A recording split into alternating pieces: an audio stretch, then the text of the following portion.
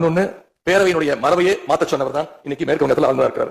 அதை நாங்க உறுதியா எங்களுடைய தலைவர் அப்போதைய முதலமைச்சர் உறுதியா மறுத்தார். அதனால 2023ஆம் ஆண்டு முதல் தொடர்ந்து 3 வருஷம் அவர் பேரவையிலிருந்து வெளிநடப்பு செஞ்சுட்டு போன காட்சிகளை எல்லாம் நீங்களும் பார்த்திருப்பீங்க. இதன் மூலமா நாங்க சொல்ல வர்றது அடுத்து விரைவிலேயே இந்த பேரவையில ஆளுநர் உரை நிகழ்த்த இருக்கிறார். ஆகவே ஏற்கனவே உங்களுடைய அரசுடைய பதவியேற்பு விழாவில் நடந்த அந்த சம்பவம், அந்த தவறு மீண்டும் இந்த பேரவையில நடப்பதற்கு நீங்க அனுமதிக்க கூடாது. நாங்கள் அனுமதிக்க மாட்டோம்.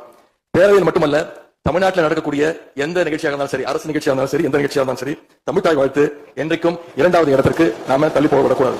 இந்த அரசு அதற்கு அனுமதிக்க கூடாது என்று நான் இங்கே கேட்டுக்கொள்கின்றேன்.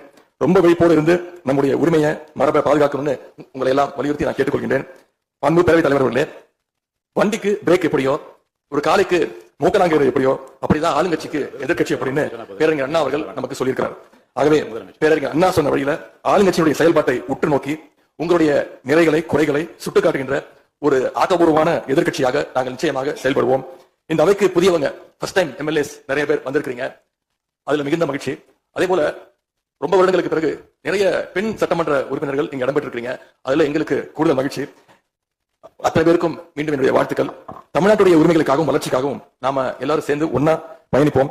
எது எப்படி ஆனாலும் திராவிட இயக்கத்தினுடைய அடிப்படை கொள்கைப்படி எல்லோருக்கும் எல்லாம் கிடைக்கிறதை உறுதி செய்கின்ற வகையில எதிர்கட்சி வரிசையில் இருந்து நாங்கள் நிச்சயம் செயல்படுவோம்.